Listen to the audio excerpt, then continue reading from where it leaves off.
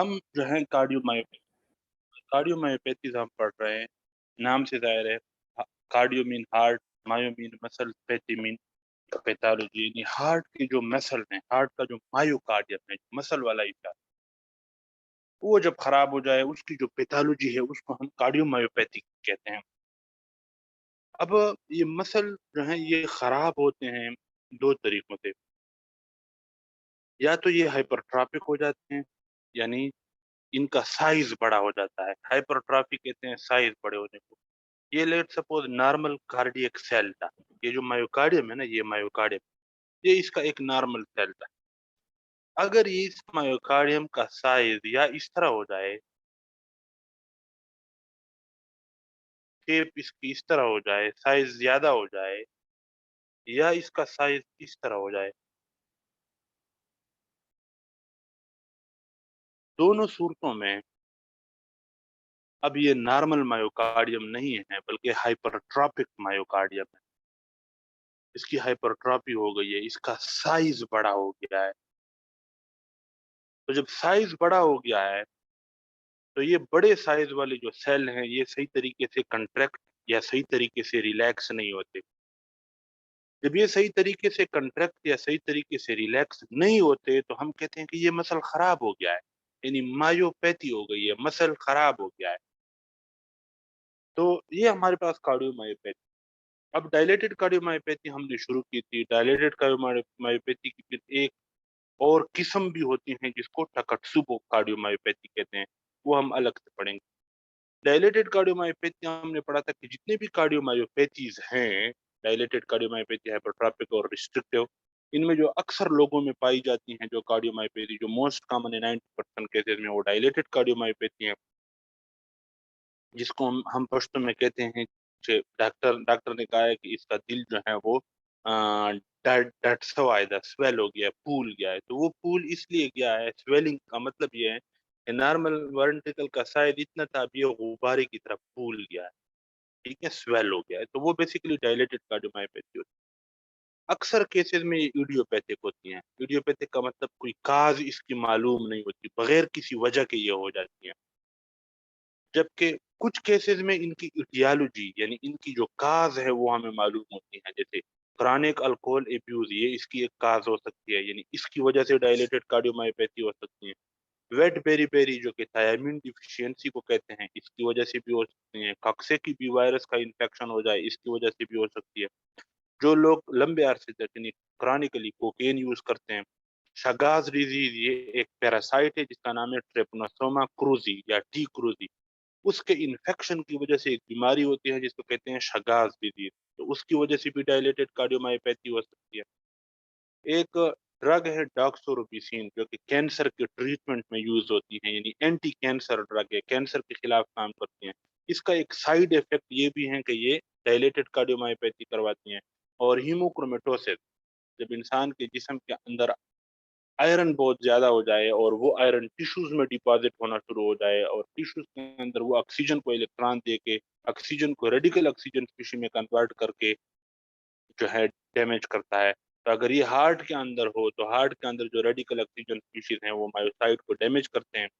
इन सारी सिचुएशंस में मसला क्या होता है, हार्ट के जो सेल हैं, जो मायोकार्डियल सेल हैं, ये डैमेज हो जाते हैं। जब ये डैमेज होते हैं, तो ये सही तरीके से कंट्रैक्ट नहीं होते। सही तरीके से कंट्रैक्ट नहीं होते, तो हमारा जिस्म ये समझता है कि शायद ये इसलिए कंट्रैक्ट नहीं हो रहा क्योंकि इसके अंदर जो सार्कोमेयर हैं, जो एक्टिन और मायोसिन है, वो कम हो गए हैं। तो वो इनके अंदर एक्टिन और मायोसिन की प्रोडक्शन करता है सीरीज़ में, ठीक है? यानी जो पहले से एक्टिन और मायोसिन पड़े थे, उसके साथ साइड पे और एक्टिन और मायोसिन ऐड करता है। इसको कहते हैं सीरीज़ में। तो इसकी वजह से हार्ट के जो सेल्स हैं, जो मायोकार्डियल सेल्स हैं, जिनको हम मायोसाइट्स कहते हैं, उनकी जो शेप होती हैं, वो इस तरह हो जाती हैं। यानी गौर से सुनो, हार्ट का सेल यानी मायोकार्डियल सेल यानी मायोसाइट, ये साइज़ में बड़ा हो गया। लेकिन बड़ा कैसे हुआ? लंबाई में बड़ा हो गया। जो लंबाई में बड़ा होना है, इसको हम कहते हैं इसेंट्रिक हाइपरट्रॉफी। इसेंट्रिक निकला है एलांगेशन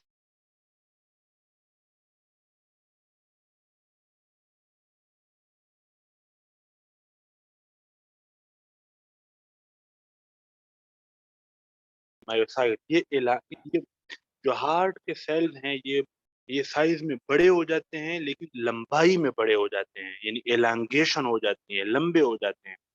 इसको इसेंट्रिक हाइपरट्रॉफी कहते हैं। तो जब सेल लंबे हुए, हार्ट के सेल जब लंबा हुआ, तो जाहिर है जी इन सेल से वेंट्रिकल की दीवार बनी है, तो ये दीवार जो है ये भी लंबी हो जाती है। यानी पहले अगर ये इस तरह आई हुई थी ना, अब ये इस तरह आ जाएगी, यानी लंबी हो गई। तो जिसकी वजह से ये वेंट्रिकल, जिसका साइज पहले इतना था, अब इसका साइज इतना हो गया है, यानी डायलेट हो गया है। तो ये हमारे पास डायलेटेड कार्डियोमायोपैथी है।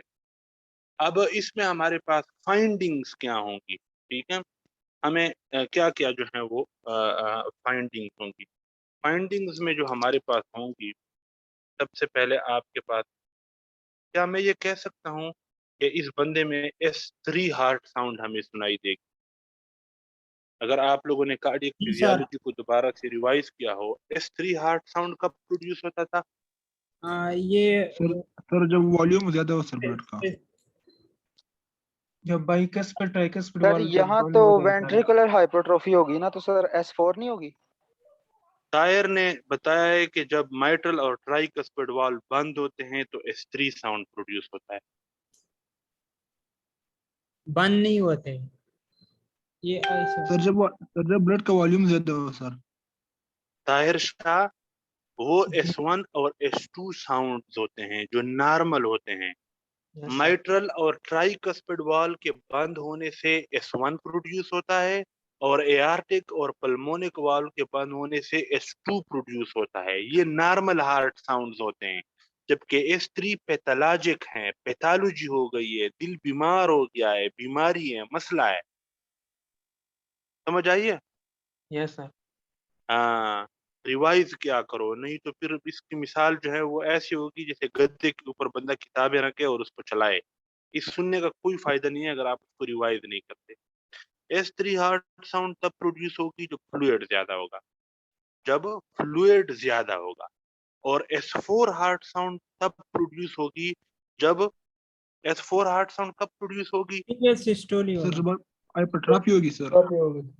वेंट्रिकुलर जब हाइपरट्रोफी। जब वेंट्रिकल की दीवार मोटी हो जाए। बहुत ही होगा। Yes sir. इस मोटी दीवार के साथ, हाइपरट्रॉपिक दीवार के साथ जब फ्लूइड आके टकराता है, ब्लड आके टकराता है, तो इससे S4 हार्ट साउंड प्रोड्यूस होती है। लेकिन जो डायलेटेड कार्डियोमायोपैथी है, इसमें तो वेंट्रिकल की जो दीवार है वो मोटी नहीं हो गई, बल्कि क्या हो गई है? लंबी। एलांगेट। लंबी हो लंबी गई हो है, गई। एलांगेट हो गई है, जिसकी वजह से वेंट्रिकल का साइज ज्यादा हो गया है। वेंट्रिकल का जो वॉल्यूम है ये ज्यादा हो गया। अब गौर से आपको मुझे सुनना है, जब हार्ट का जो सेल है वो इस तरह इसेंट्रिक हाइपरट्रॉफी हो जाती है, सेल जिसकी वजह से एलांगेट हो जाता है, तो अब ये एलांगेटेड सेल सही तरीके से कंट्रैक्ट नहीं हो सकता। यानी कि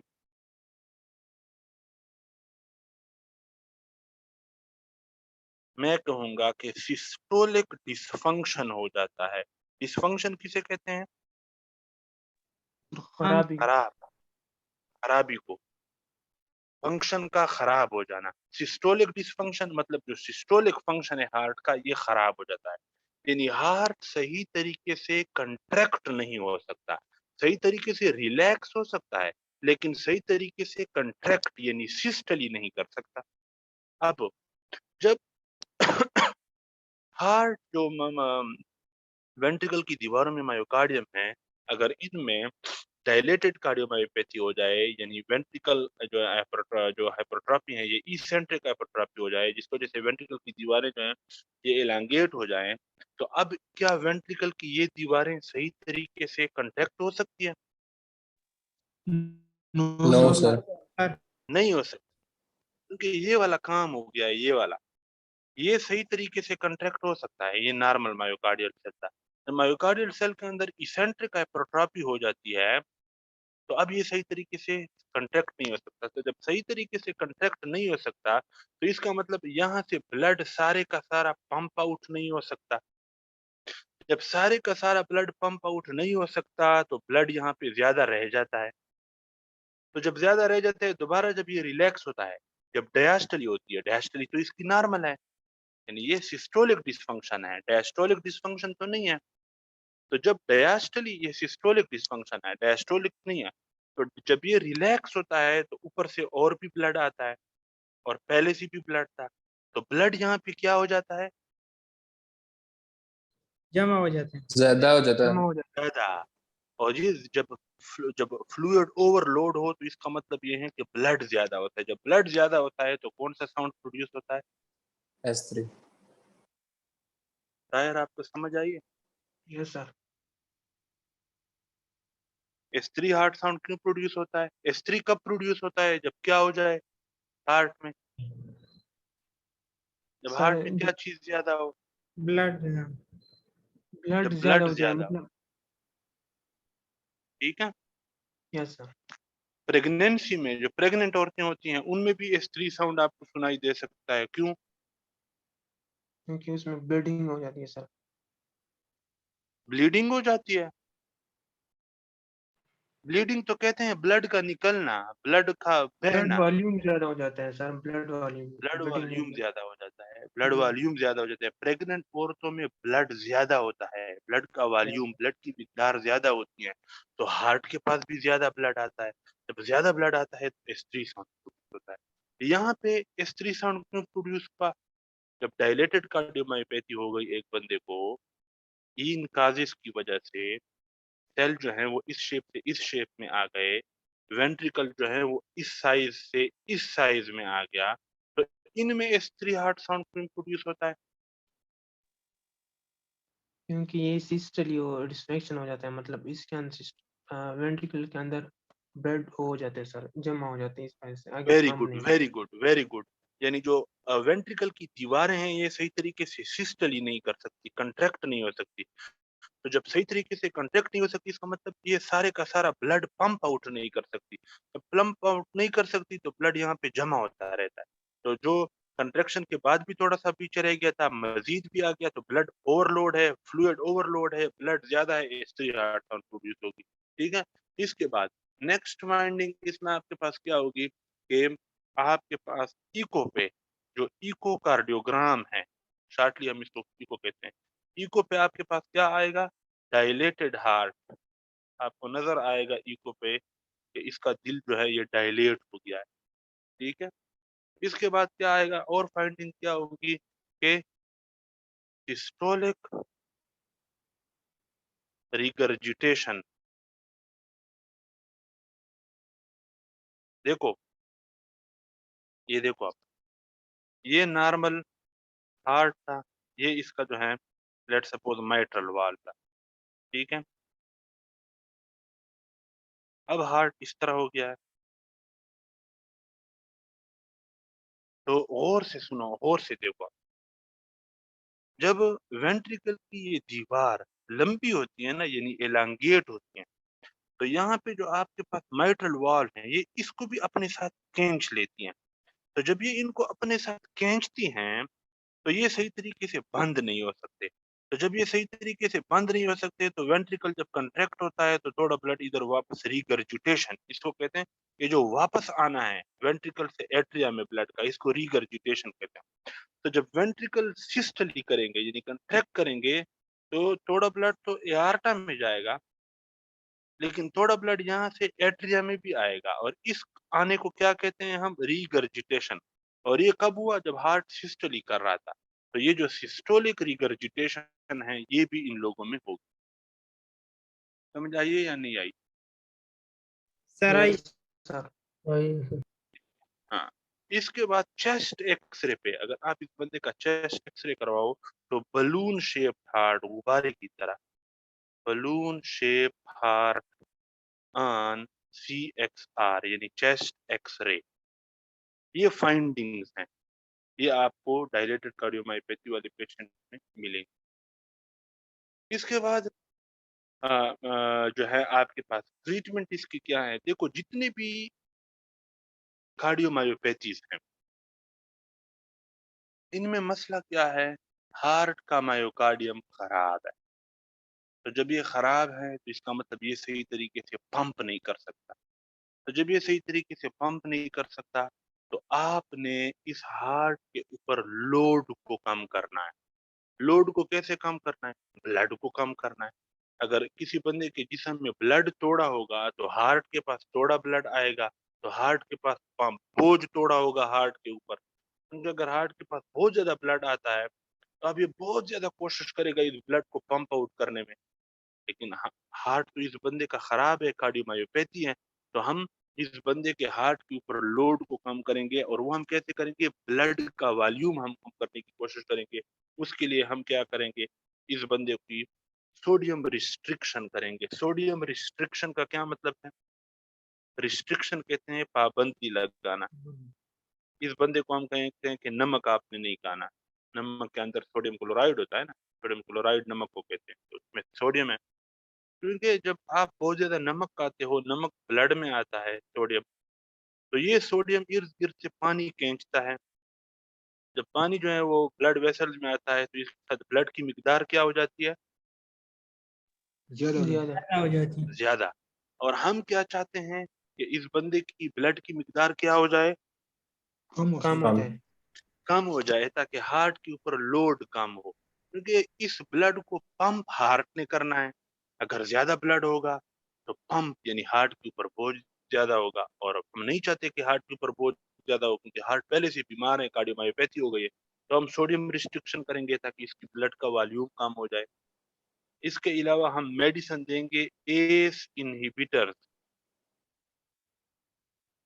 जो angiotensin renin angiotensin converting system था, वो क्या करता था? वो ब्लड की मिकदार को बढ़ाता था ना। जी सर। इस रेनिन एंजियोटेंसिन सिस्टम में अगर आप इसको पढ़ो, आखिर में एंजियोटेंसिन 2 प्रोड्यूस होता था, एंजियोटेंसिन 2। वो इस उस एंजियोटेंसिन 2 का एक काम ये था कि जाके किडनी के ऊपर जो एड्रिनल ग्लैंड होता है वहां से एल्डोस्टेरोन रिलीज करवाता था, और एल्डोस्टेरोन फिर जाके किडनी से दोबारा वाटर की रीअब्जॉर्प्शन करता था और उस वाटर को ब्लड में लेके आता था, जिसकी वजह से ब्लड की मिकदार ज्यादा हो जाती थी। तो हम नहीं चाहते कि ब्लड की मिकदार ज्यादा हो। तो जो रेनिन एंजियोटेंसिन सिस्टम में जो एक एंजाइम है, एंजियोटेंसिन कन्वर्टिंग एंजाइम एएस, हम उस एंजाइम को हम ऐसी दवाई देंगे कि वो इस एंजाइम को बंद कर दे। जब वो एंजाइम बंद हो जाएगा तो रास वाला पूरा सिस्टम बंद हो जाएगा। पूरा सिस्टम बंद हो जाएगा तो एंजियोटेंसिन 2 प्रोड्यूस नहीं होगा, एंजियोटेंसिन 2 नहीं होगा तो एल्डोस्टेरोन नहीं निकलेगा, एल्डोस्टेरोन नहीं निकलेगा तो ब्लड की मिकदार ज्यादा। हम इन लोगों को ये एंजियोटेंसिन कन्वर्टिंग एंजाइम इनहिबिटर जो ड्रग्स है, दवाइयां हैं, वो दें। शायद समझ आ रही है आपको? Yes sir. हाँ। Yes sir. तीसरी चीज, हम डायूरेटिक्स देंगे। डायूरेटिक्स वो दवाइयां होती हैं जो किडनी के पास जाती हैं और किडनी को मना करती हैं कि जो चीज फिल्टर हो रही है उसको यूरिन में जाने दो। फ्लूइड को, वाटर को दोबारा रीअब्जॉर्ब ना करो, बल्कि यूरिन बनाओ। यूरिन बनाओ ताकि ब्लड का मिकदार क्या हो जाए? कम हो जाए। हम कम हो जाए। तो हम ऐसे लोगों को डायूरेटिक्स भी देंगे। ठीक है। इसके अलावा हम इन लोगों को क्या देंगे? हम इन लोगों को डाइजॉक्सिन देंगे। अब गौर से सुनो, डाइजॉक्सिन हम फार्माकोलॉजी में पढ़ेंगे, लेकिन मैं यहाँ पे आप लोग को ये डाइजॉक्सिन काम कैसे करता है। डाइजॉक्सिन आप इस बंदे को देते हो, डाइजॉक्सिन आता है और इस हार्ट को कहता है कि मुझे पता है कि आप सिस्टली सही तरीके से नहीं कर सकते, यानी डायलेशन की वजह से, लंबे होने की वजह से आप सही तरीके से कंट्रैक्ट नहीं हो सकते, यानी आप में सिस्टोलिक डिसफंक्शन है। तो आप इस तरह करो, ये खैर है, आप 1 मिनट में 70 दफा कंट्रैक्ट ना करो, बल्कि आप 1 मिनट में 50 दफा कंट्रैक्ट करो। लेकिन जो कंट्रैक्ट आप करते हो वो जरा जोर लगा के करो। बेशक 1 मिनट में 70 दफा ना करो, 50 दफा करो। यूनिडाइजैक्सिन क्या करता है? हार्ट रेट को क्या करता है? कम करता है। कम करता है। कि बेशक तुम 1 मिनट में 70 दफा कंट्रैक्ट ना करो, 70 दफा सिस्टली ना करो, बल्कि 50 दफा करो, यानी हार्ट रेट को ये क्या करता है? कम करता है। लेकिन जो फोर्स ऑफ कंट्रैक्शन है, जो कंट्रैक्टिलिटी है, उसको क्या करता है ये? बढ़ाता है सर। पावर ऑफ ज्यादा आता है। तो जब कंट्रेक्टिलिटी बढ़ेगी और हार्ट रेट थोड़ा होगा, तो देखो जब ये वेंट्रिकल, मसला ये है कि ये सही तरीके से कंट्रैक्ट नहीं हो सकता, लेकिन जब हमने डाइजैक्सिन दी तो इस दवाई के असर की वजह से अब ये बहुत जोर से कंट्रैक्ट हो सकता है, जिसकी वजह से फ्लूइड यहाँ पे रहेगा नहीं बल्कि सारा किक आउट होगा। सारा किक आउट होगा तो हार्ट के ऊपर बोझ कम होगा। तो हम डाइजैक्सिन जो मेडिसिन है ये भी इन लोगों को देते हैं। समझ आ रही है आप लोगों को या नहीं? Yes sir. सर आ आ रही रही है सर। पांचवी चीज जो हम करेंगे वो हम इन लोगों को आईसीडी, इम्प्लांटेबल कार्डियक डिफिब्रिलेटर, इसको हम आईसीडी कहते हैं, इम्प्लांटेबल कार्डियक डिफिब्रिलेटर। और सुनो, जब वेंट्रिकल की दीवार इतनी लंबी हो जाए, यानी डायलेटेड कार्डियोमायोपैथी हो जाए, तो ये जो लंबी दीवार है ना, यानी मायोकार्डियल के सेल जो ऐसे की बजाय ऐसे हो गए, तो ये जो सेल कभी कभी ये खुद इम्पल्स जनरेट करना शुरू करते हैं कि भाई हमने जो ऐसे नोट से इम्पल्स आया हुआ है वो हमने नहीं मानना, हमने खुद अपना जनरेट करना है। तो ये तो खराब है ये सेल।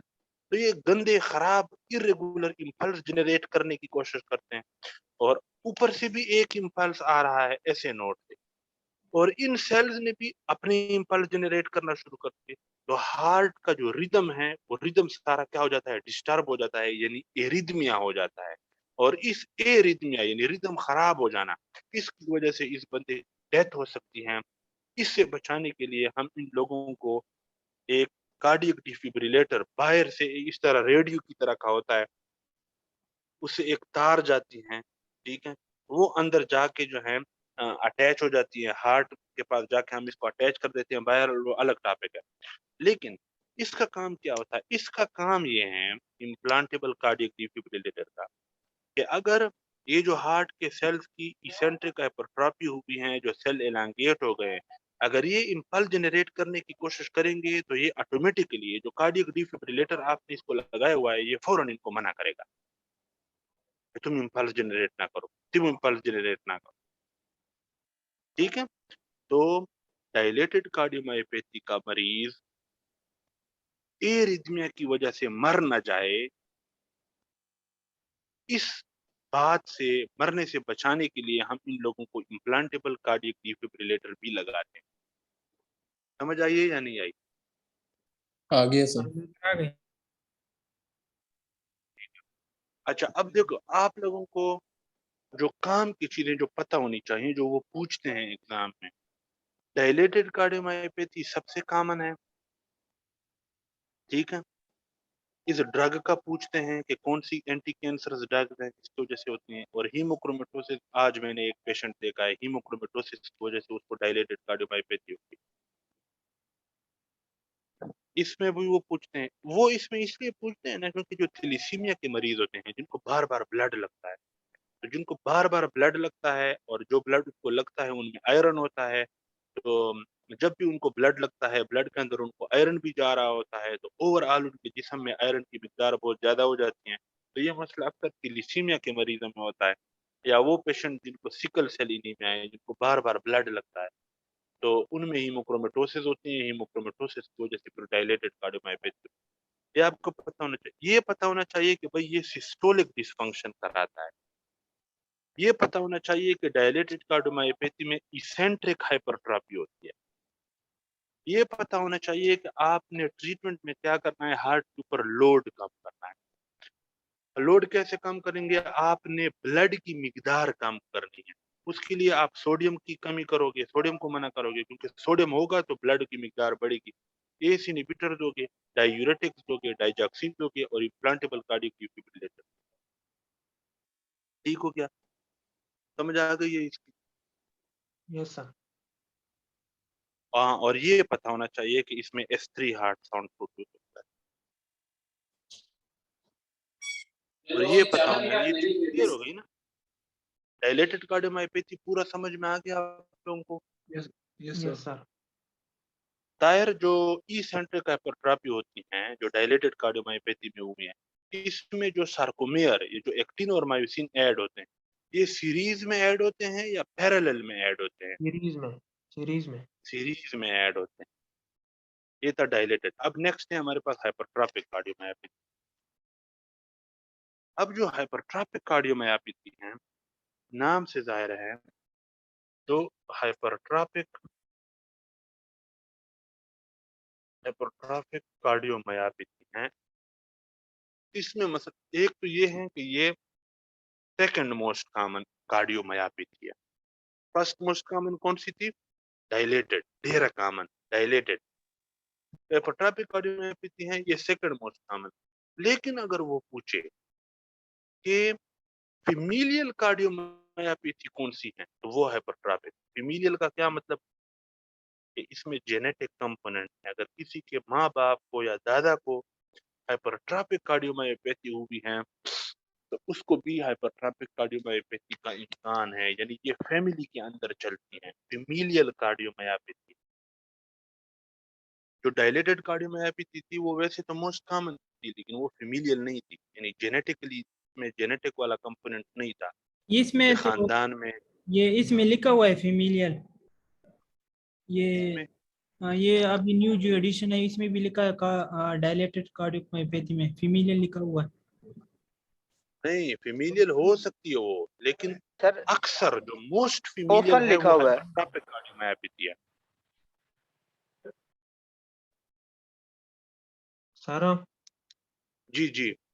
सर इस वजह से तो नहीं लिखा होगा कि हेमोक्रोमेटोसिस की वजह से, ये जब आप थैलेसीमिया का आपने एग्जांपल दिया, जो ब्लड लगवाते हैं एक दूसरे से, इस वजह से तो नहीं लिखा होगा तो वो तो फेमिलियल। डायलेटेड कार्डियोमायोपैथी थी।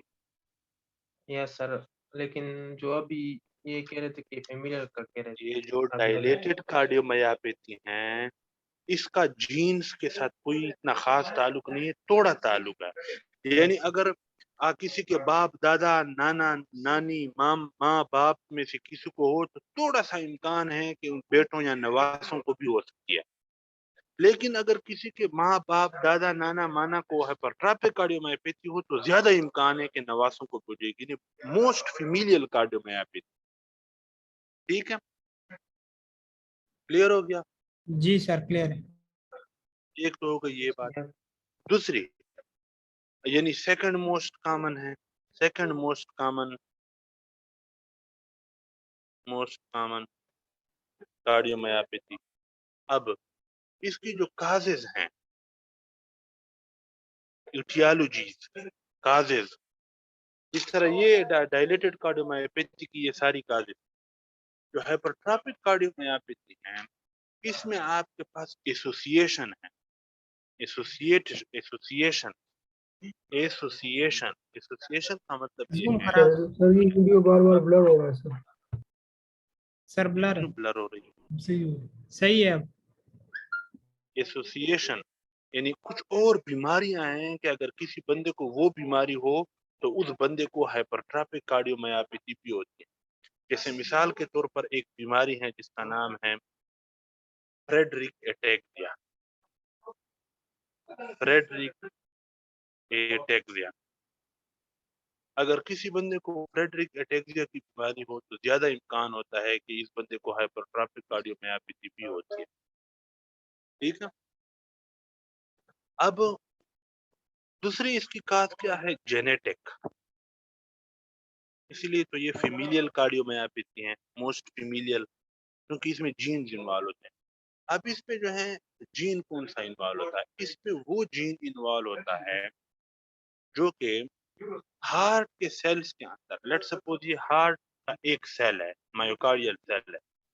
अब इसके अंदर जो कंट्रेक्टाइल एलिमेंट है, उसमें कुछ एक थिक फिलामेंट होते हैं और कुछ थिन फिलामेंट्स होते हैं। फिजियोलॉजी अगर आप लोगों ने याद हो हमने पढ़ी थी, ये थिक फिलामेंट है, ये थिन फिलामेंट। जो हैवी चेन और लाइट चेन भी हम जिसको कहते थे, ये हैवी चेन है, ये लाइट चेन।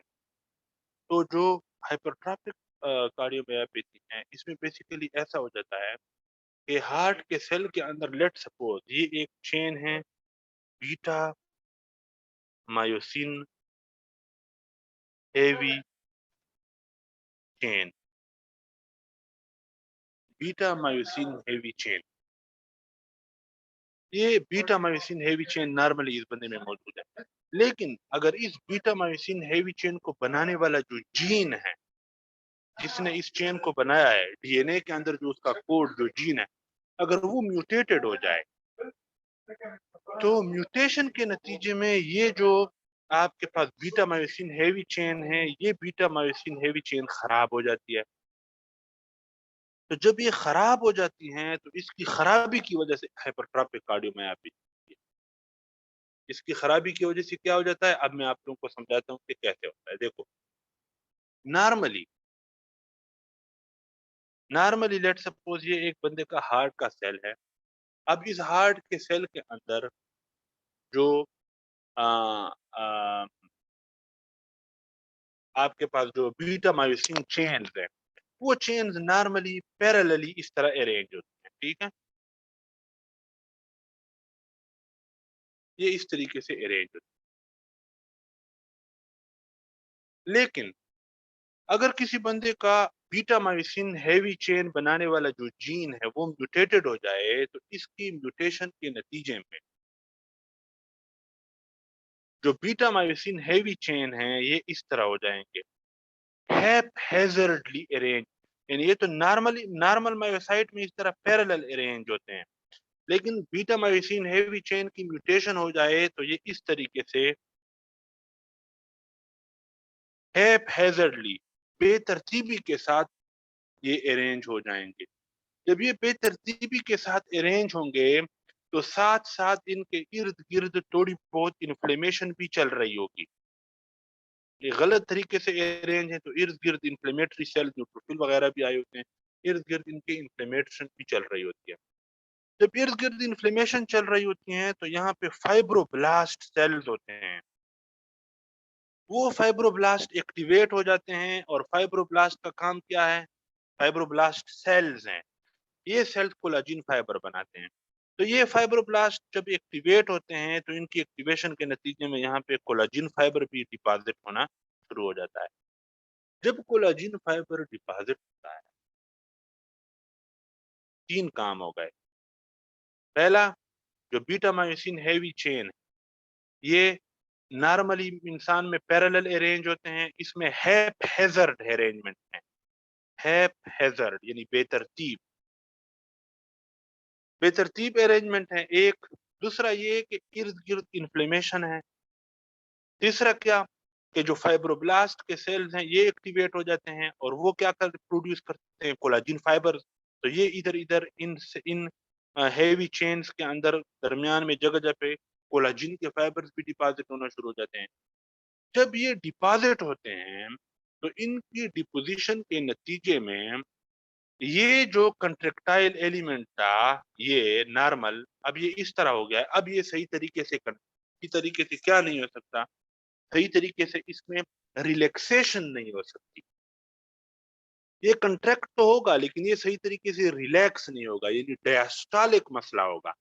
इसमें बेसिकली आपने क्या किया, अच्छा यहाँ तक इसकी समझ आ गई है, जो अभी मैंने यहाँ तक जहाँ तक आप लोगों को समझाया है। जी सर। Yes sir. अब गौर से सुनो, जब ये इस तरह की सिचुएशन हो जाती है ना, और ये सेल सही तरीके से काम नहीं करता, काम इसका क्या है, कंट्रैक्शन रिलैक्सेशन, तो हमारा जिस्म ये समझता है कि ये शायद काम इसलिए नहीं कर रहा क्योंकि इसके अंदर जो सार्कोमेयर, जो हेवी और लाइट चेन, जो एक्टिन और मायोसिन है, वो तोड़े हैं। तो वो क्या करता है, वो इस तरीके से एक्टिन और मायोसिन को दोबारा इनके अंदर ऐड करता है। जब ये इनके अंदर ऐड होते हैं, तो ये भी हैप्पैज़ार्ड अरेंजमेंट में आ जाते हैं, क्योंकि मसला तो जीन पे है, जीन में मसला है। तो नॉर्मल जो सेल का साइज इतना था, अब उस सेल का साइज ऐसे हो गया, यानी सेल मोटा हो गया। डायलेटेड कार्डियोमायोपैथी में सेल लंबा हो गया था, इसलिए हम उसको इसेंट्रिक हाइपरट्रॉफी कहते थे। यहाँ पर सेल बड़ा हो गया है, लेकिन मोटाई में बड़ा हो गया है, इसको हम कहते हैं कॉन्सेंट्रिक हाइपरट्रॉफी। अब देखो, नॉर्मल जो वेंट्रिकल का साइज लेट सपोज इतना था, इतना, जब कंसेंट्रिक हाइपरट्रॉफी होगी तो ऊपर के एट्रिया तो उतने ही है शायद, लेकिन जो वेंट्रिकल की दीवारें हैं, ये दीवारें क्या हो जाएंगी? सर मोटी हो मोटी जाएंगी। हो जाएंगी। मोटी हो जाएंगी। मोटी हो जाएंगी, इस तरह।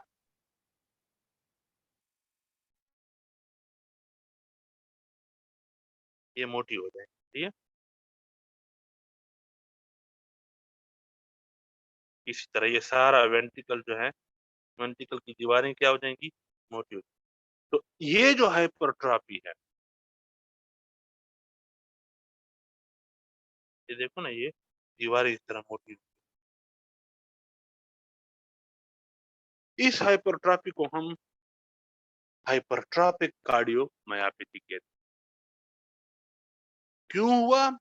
जेनेटिक कंपोनेंट था, एक जीन था जिसका काम था बीटा मायोसिन हेवी चेन को बनाना, और उसको ऐसे बनाना कि एक रेगुलर पैरेलल तरीके से एक दूसरे के ऊपर ये अरेंज। लेकिन वो जीन म्यूटेट हो गया, खराब हो गया, तो अब उसकी खराबी। अच्छा जी, तो बेसिकली हम क्या पढ़ रहे थे? हाँ हाँ, हुआ क्यों हाइपरट्रॉपिक कार्डियोमायोपैथी क्यों हो गई? वेंट्रिकल की जो दीवारें हैं ये मोटी क्यों हो गई? वेंट्रिकल की दीवारें मोटी होने की वजह से वेंट्रिकल का साइज क्या हो गया? छोटा। ये फर्क आप लोगों ने समझना है। जो डायलेटेड कार्डियोमायोपैथी थी उसमें वेंट्रिकल की दीवारें लंबी हो गई, जिसकी वजह से वेंट्रिकल का साइज भी बड़ा हो गया। यहाँ पे वेंट्रिकल की दीवारें मोटी हो गई, जिसकी वजह से वेंट्रिकल का साइज क्या हो गया? छोटा। छोटा हो गया। वेंट्रिकल की दीवारें तो बड़ी हो गई, लेकिन वेंट्रिकल के अंदर जो जगह थी, जो कमरा था, वो छोटा हो गया। ये वेंट्रिकल की दीवारें क्यों बड़ी हुई? क्योंकि एक जीन था जिसका नाम था beta myosin heavy chain gene. उसका काम था कि वो बीटा मायोसिन हेवी चेन को बनाएगा और इस तरह बनाएगा कि रेगुलर अरेंजमेंट में होंगी। लेकिन जब वो जीन खराब हो गया, म्यूटेट हो गया, अब बीटा मायोसिन हेवी चेन बन तो रही हैं, लेकिन वो हैपहैज़र्डली अरेंज हैं, रेगुलर अरेंजमेंट नहीं है, बल्कि इस तरह बेतरतीबी के साथ अरेंज हैं। जब बेतरतीबी के साथ अरेंज थे तो इसके इर्द गिर्द जो है इन्फ्लेमेटरी फैक्टर शुरू हुआ, इन्फ्लेमेशन शुरू हुई। उस इन्फ्लेमेशन के नतीजे में इर्द गिर्द जो फाइब्रोब्लास्ट थे वो एक्टिवेट हो गए। फाइब्रोब्लास्ट वो सेल्स हैं जिनका काम है कोलाजिन फाइबर बनाना। तो जब वो फाइब्रोब्लास्ट एक्टिवेट हो गए, इन्होंने कोलाजिन फाइबर बनाना शुरू किया। वो कोलाजिन फाइबर भी यहाँ पे जगह जगह पे जमा हो गया। तो अब इस सारी सिचुएशन की वजह से इस हार्ट ने सही तरीके से काम करना छोड़ दिया। हमारे जिस्म ने ये समझा कि ये शायद इसलिए काम नहीं कर रहा क्योंकि इसमें एक्टिन और मायोसिन और जो हैवी चेन, जो बीटा मायोसिन हैवी चेन है, ये खराब है, ये तोड़े हैं सॉरी। तो इसने क्या किया? इसने और बीटा मायोसिन हैवी चेन बनाए, लेकिन मसला चूंकि जीन में था, तो जो नए बीटा मायोसिन हैवी चेन बने वो भी हैपहैज़र्डली इर्रेगुलरली पड़े हुए थे।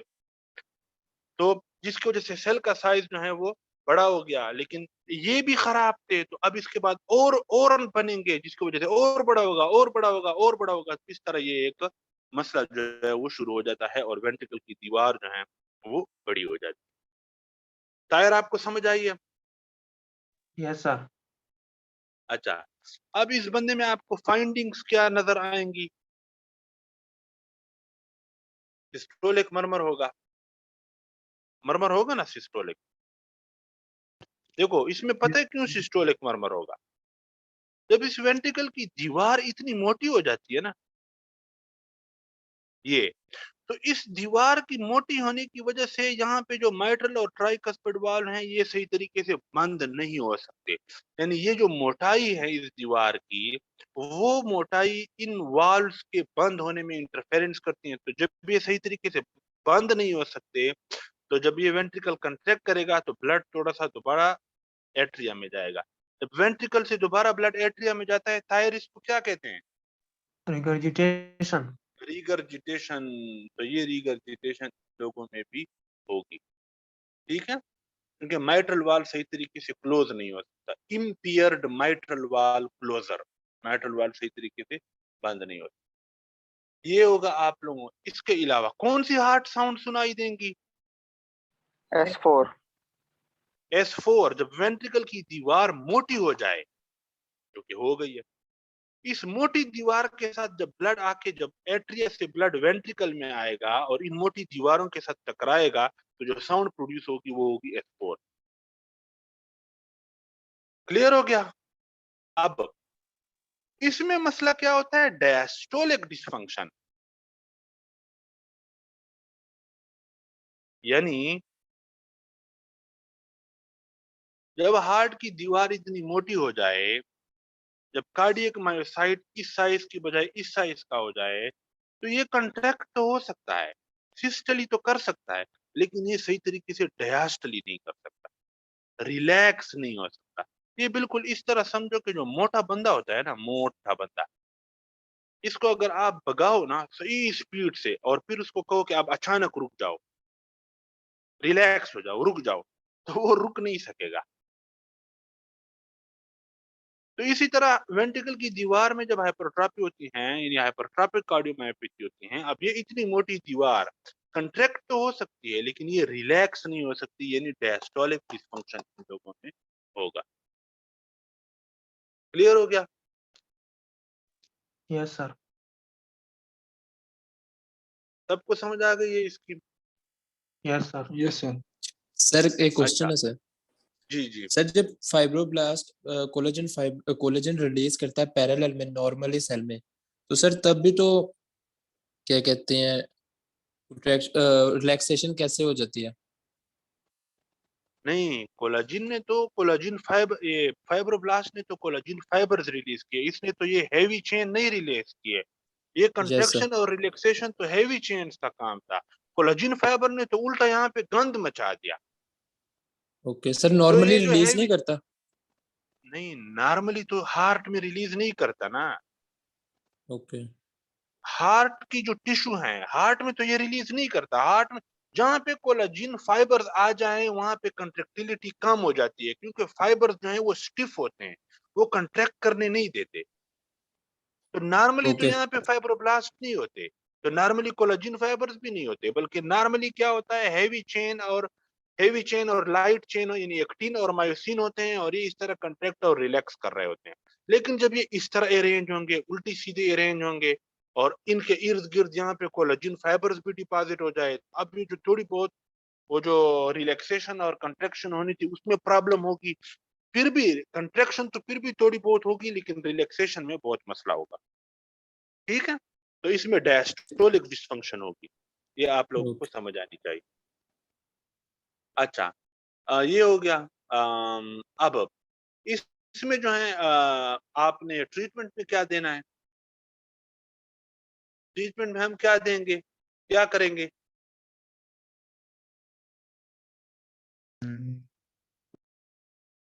अच्छा, इसकी एग्जैक्ट डायग्नोसिस हमें कैसे पता चलेगी? बायोप्सी पे, लेकिन बायोप्सी हम करते नहीं है।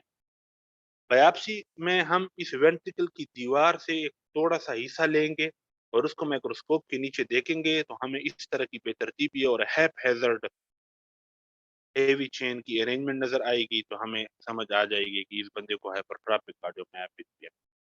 ठीक है? सर कंफर्म इकोग्राफी करने से नहीं हो सकती नहीं, डायग्नोसिस? इको पर भी हमें नजर आएगा, लेकिन अगर आप एग्जैक्ट डायग्नोसिस करना चाहते हो कि ये इस वजह से ये मसला हुआ है, ठीक है, तो वो फिर आप बायोप्सी लोगे। क्योंकि इको पे तो आपको ये नजर नहीं आते ना कि ये हर एक सेल के अंदर ये मायोफाइब्रिल इरेगुलरली अरेंज है, उसमें तो सिर्फ दीवार आपको नजर आती है कि मोटी हो गई है। क्लियर हो गया? ठीक है सर। अच्छा, अब इसी हाइपरट्रॉफिक कार्डियोमायोपैथी की एक सब टाइप थी, हाइपरट्रॉफिक कार्डियोमायोपैथी की, जिसका नाम था हाइपरट्रॉफिक ऑब्स्ट्रक्टिव कार्डियोमायोपैथी, जिसको हम हुक्म कहते थे। तो इसमें बेसिकली क्या हो जाता है, इसमें बेसिकली इस तरह हो जाता है हुक्म, नाम से जाहिर है ऑब्स्ट्रक्टिव, यानी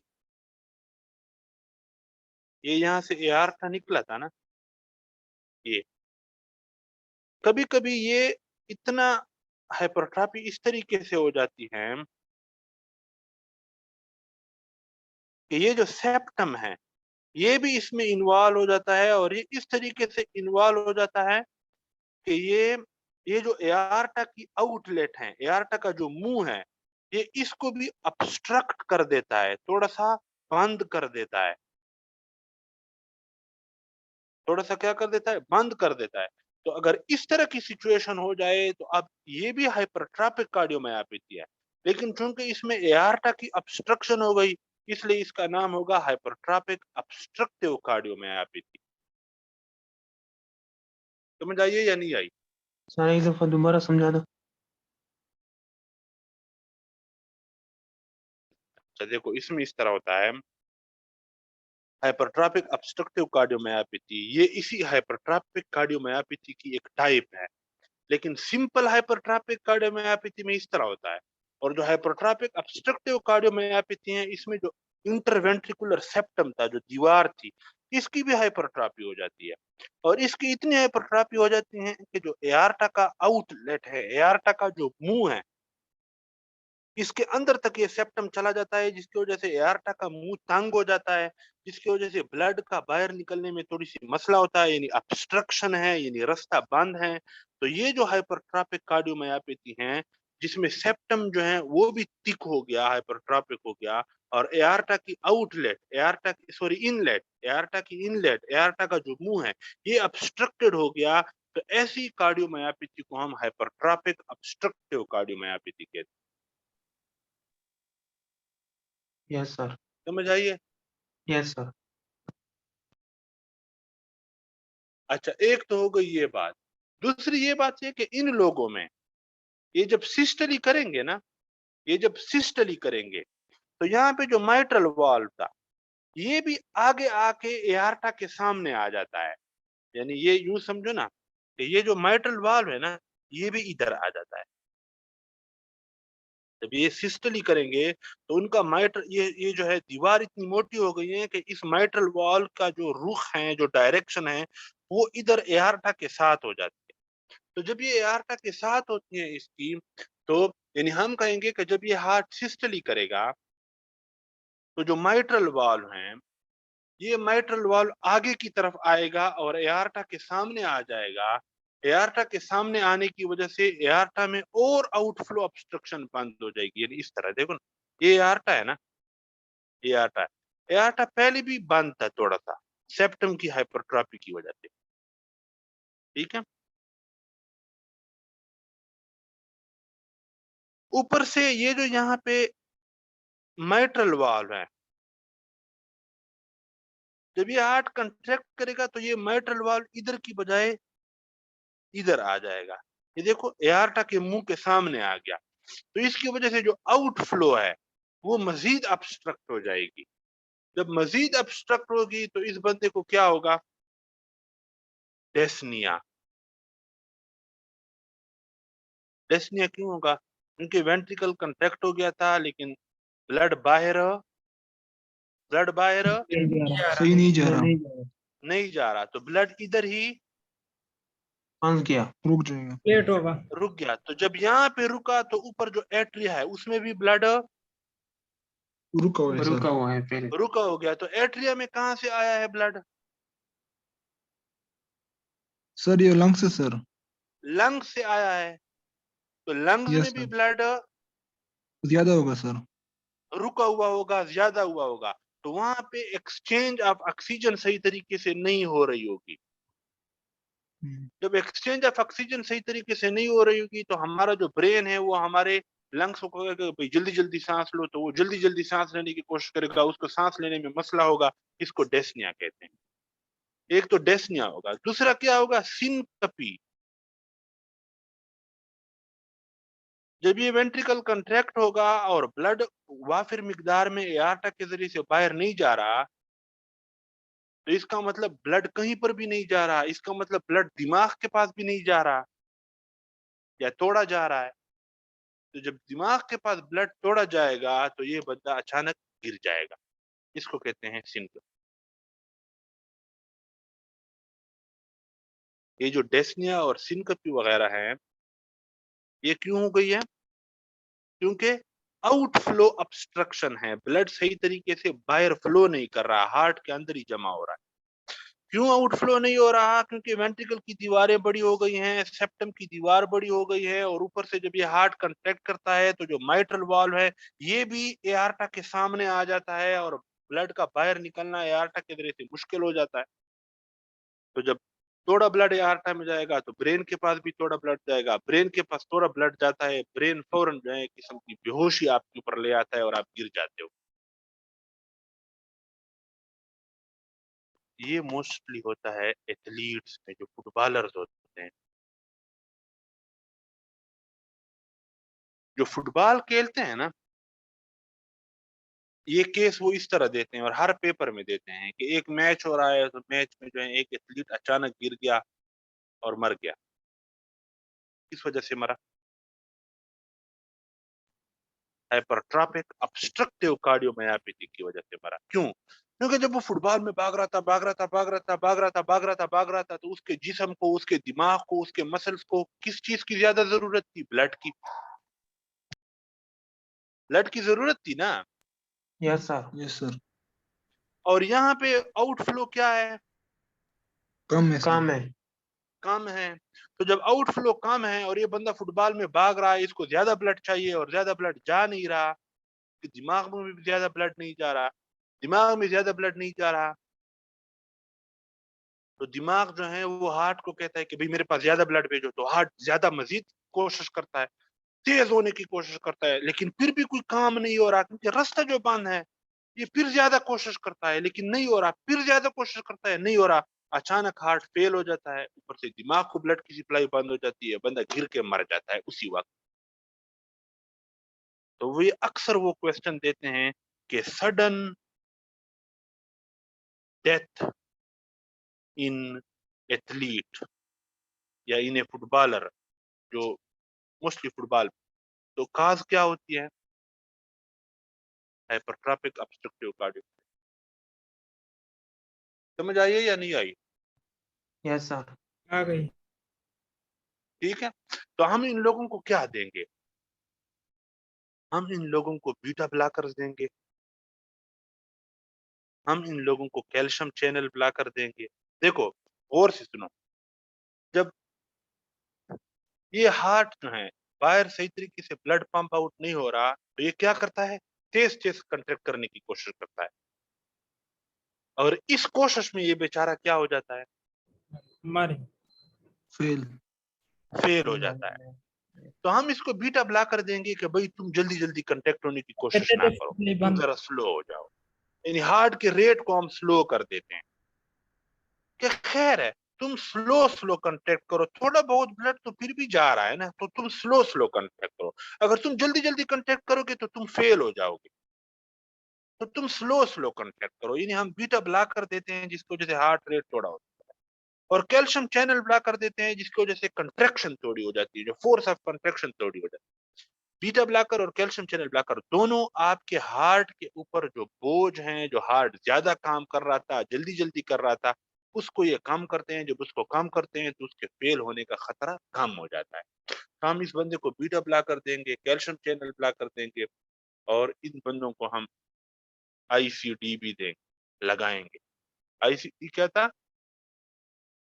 इम्प्लांटेबल, यानी जिसको आप बाहर से इम्प्लांट इंस्टॉल करते हो, कार्डियक डिफिब्रिलेटर। क्योंकि ये जो वेंट्रिकल की दीवार इतनी मोटी हो गई है ना, कभी कभी इस तरह होता है कि वेंट्रिकल की दीवारों में जो अपने सेल्स हैं ये खुद से इंपल्स बनाना शुरू कर देते हैं। अब ऊपर से ऐसे नोड का इंपल्स, इधर से इनका अपना, तो सारी तरतीब बेतरतीब हो जाती है और रिदम क्या हो जाता है? खराब।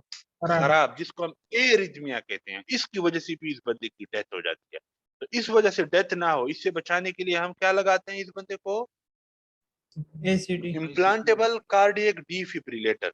वो इनको इंपल्सेस जनरेट, जैसे ये इंपल्सेस जनरेट करेंगे फौरन इसको बंद कर देंगे, तुम ना करो, तुम ना करो।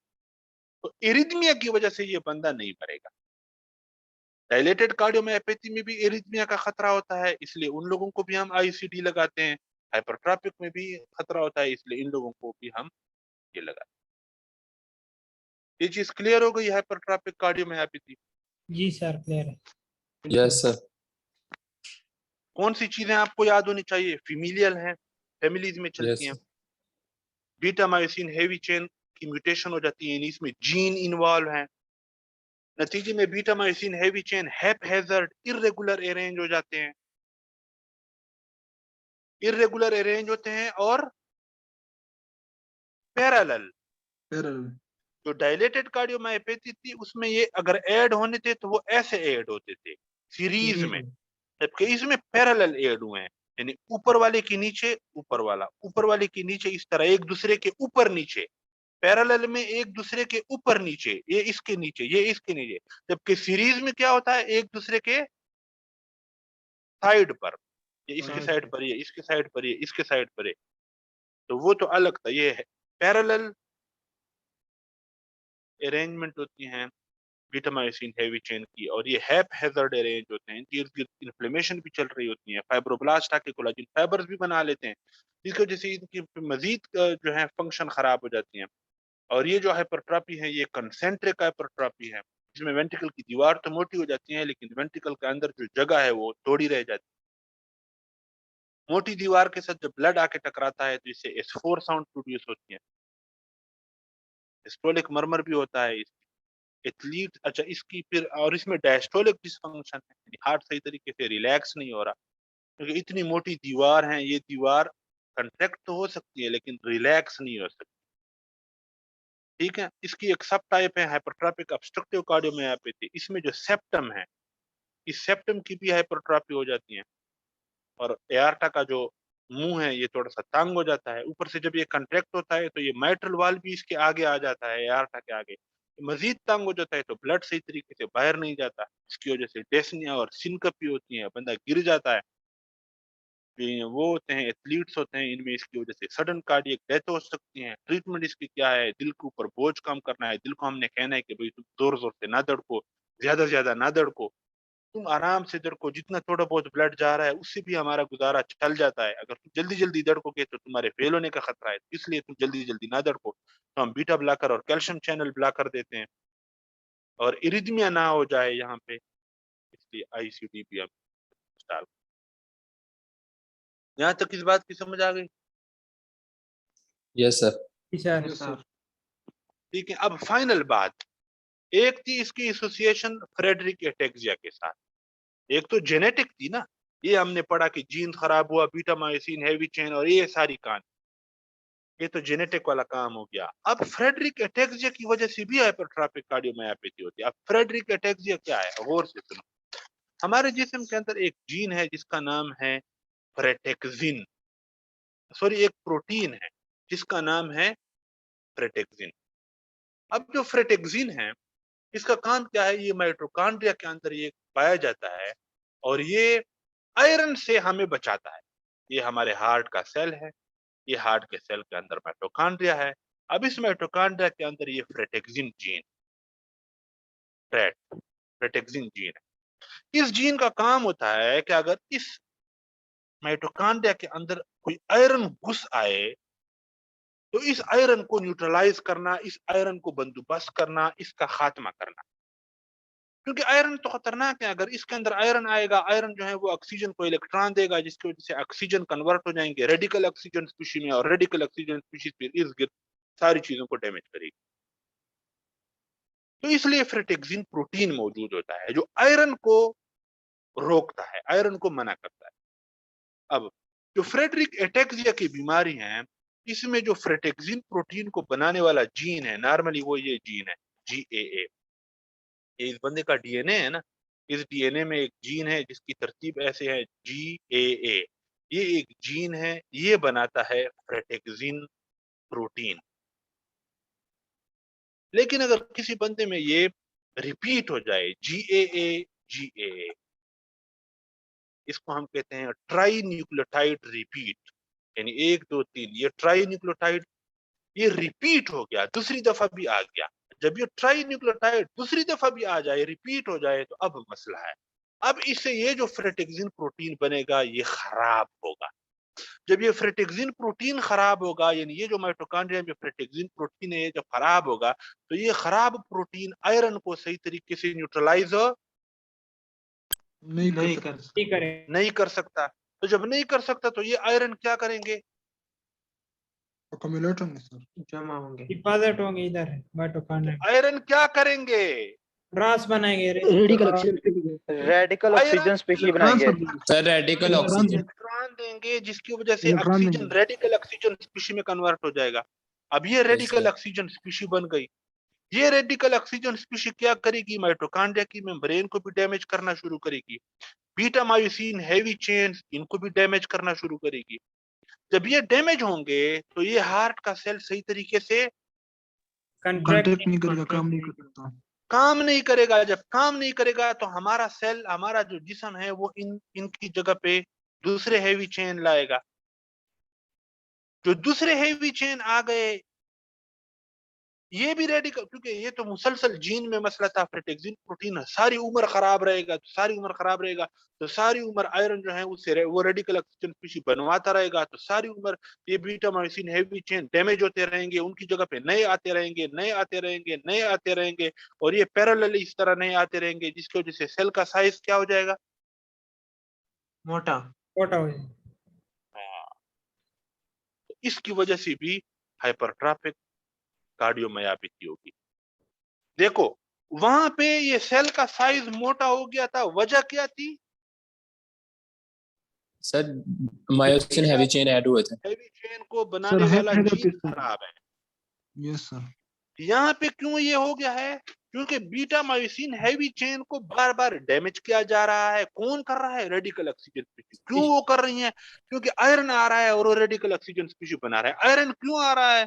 क्योंकि फ्रेटेक्सिन प्रोटीन है जो इस आयरन को न्यूट्रलाइज करता था, या वो फ्रेटेक्सिन प्रोटीन खराब है। वो क्यों खराब है? क्योंकि इस फ्रेटेक्सिन प्रोटीन को बनाने वाला जो जीन है वो नॉर्मली GAA होना चाहिए था, यानी 3 न्यूक्लियोटाइड होने चाहिए थे, लेकिन इस बंदे में 3 न्यूक्लियोटाइड रिपीट हो गया, 2 दफा आ गया है, ट्राई न्यूक्लियोटाइड रिपीट हो गया है। रिपीट होने की वजह से अब जो फ्रेटेक्सिन प्रोटीन बन रहा है ये खराब। समझ आई है? जी सर। सर अब फ्रेड एटेक्सिया है ना, फ्रेडरिक एटेक्सिया की बीमारी, इस बंदे में सारे जिस्म के सेल्स में ये वाला फ्रेटेक्सिन प्रोटीन नहीं होगा।